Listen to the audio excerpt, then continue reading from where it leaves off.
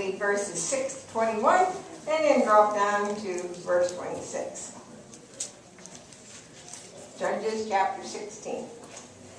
And Delilah, oh, by the way, just to connect the two, Samson was strong, and Samson's hair was long, and he was helping the Israelites, and he did what he was supposed to do up to a point. Okay? Now, Delilah. And Delilah said to Samson, tell me, I pray you, within your great strength lies, and what you might have done to bound and subdue you. And Samson said to her, if they bind me with 7 fresh, strong gut strings, still moist, then shall I be weak and be like any other man. Then the Philistine lords brought to her 7 fresh, strong bowstrings, still moist, and she bound him with them. Now she had men lying in wait in the inner room. And she said to them, the Philistines are upon you, Samson. And he broke the bowstrings as a string of tow breaks when it touches the fire. So the secret of his strength was not known. And Delilah said to Samson, behold, you have mocked me and told me lies. Now tell me, I pray you, how may I bound you? And he said to her, if they bind me fast with new ropes that have not been used, then I shall become weak and be like any other man. So Delilah took new ropes and bound him with them and said to him, the Philistines are upon you, Samson. And the men lying in wait were there in the inner room. But he snapped the ropes off his arms like a sewing thread. And Delilah said to Samson, until now you have mocked me and told me lies. Tell me with what you might be bound. And he said to her, if you weave the 7 braids of hair on my head with the web. And she did. And she fastened it with a pin and said to him, the Philistines are upon you, Samson. And he awoke out of his sleep and went away with the pin of the weaver's beam with the web. And she said to him, how can you say I love you when your heart is not with me? You have mocked me these 3 times and have not told me on what your great strength lies. And when she pressed him day after day in her words, and she urged him, he was vexed to death. And then he told her all his mind.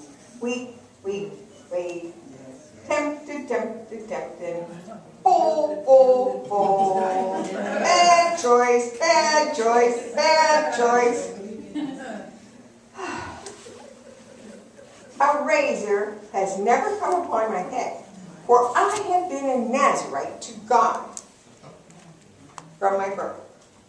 And if I am shaved, then my strength will go from me, and I shall become weak and be like any other man.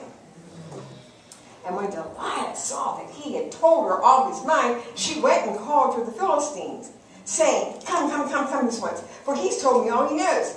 Then the Philistine lords came up to her and brought her the money and placed it in her hands.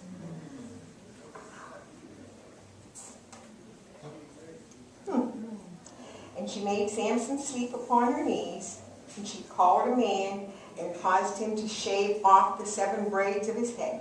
And then she began to torment Samson, and his strength went from him. And she said, the Philistines are upon you, Samson.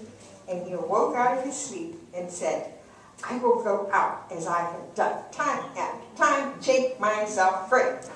For Samson did not know that the Lord had departed from him. But the Philistines laid hold of him, and they bore out his eyes and made him blind. And they brought him down to Gaza and bound him with 2 bronze fetters, and he grounded at the mill in the prison. Full, weak, sex. Verse 26. And Samson said to the lad who held him by the hand, "Allow me to feel the pillars upon which the house rests, that I may lean against them." Now the house was full of men and women. All the Philistine princes were there. And on the roof were about 3,000 men and women who looked on while Samson made sport. Then Samson called to the Lord, because in this time his hair had started to grow back. His redemption, Old Testament.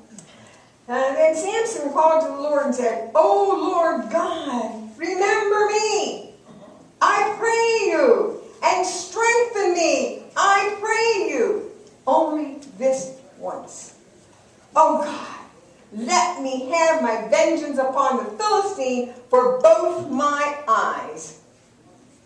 And Samson laid hold of the 2 middle pillars by which the house was borne up, one on the right and one on the left. And Samson cried, "Let me die with the Philistines." And he bowed himself mightily. And the house fell upon the princes and upon the people that were in it. So the dead whom he slew at his death were more than he had killed during his life. Wow. Whew. All right.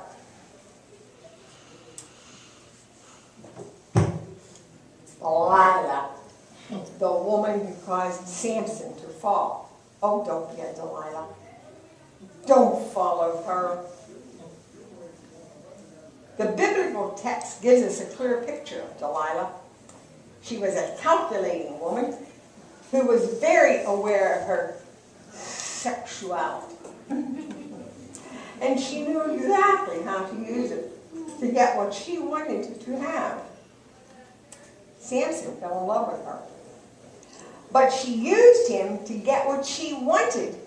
She was willing to let Samson use her body so that she could become rich. She wanted to know how he gained his strength. She wanted to know how she could take his strength away. And when he was blinded by his passions, he had been manipulated by Delilah. Delilah was determined to get ahead, and she used her sex to get ahead. In doing so, she not only betrayed herself, she betrayed her lover.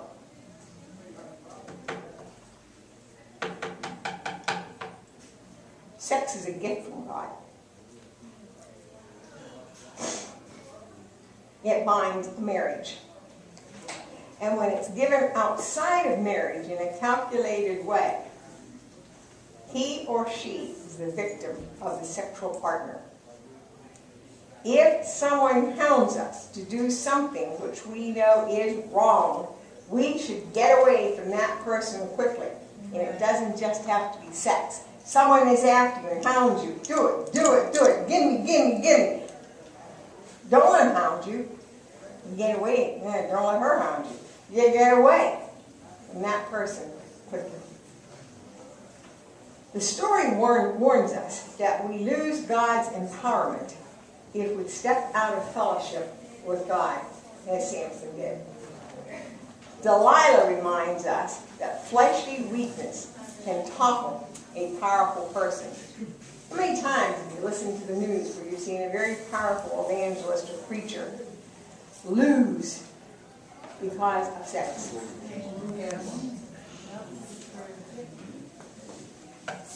That's sad. I used to teach a scarlet letter. I don't know if you remember the scarlet letter from high school or not. The scarlet letter was about a woman who committed adultery, and she had to go to prison, and she had to wear an egg. And the father of the unborn child was a pastor. And every single time that I taught that book, someone in the town where I was, who was a pastor, fell in sexual sin. I got to the point where I thought, I don't think I want to teach this book anymore. Because it's so real. It's not a story. It happens. But listen to that again. It says the story warns us that we lose God's empowerment if we step out of fellowship with Him. But Delilah reminds us that fleshly weakness can topple a powerful person. That's not God. That's Satan who is tempting that person. And you got to make the right choices. Goes all the way back to that again. You got to make the right choices. Delilah hounded Samson for the secret of his strength. He gave it to her, and it caused his death. The hemorrhaging woman is the next lady for us to look at.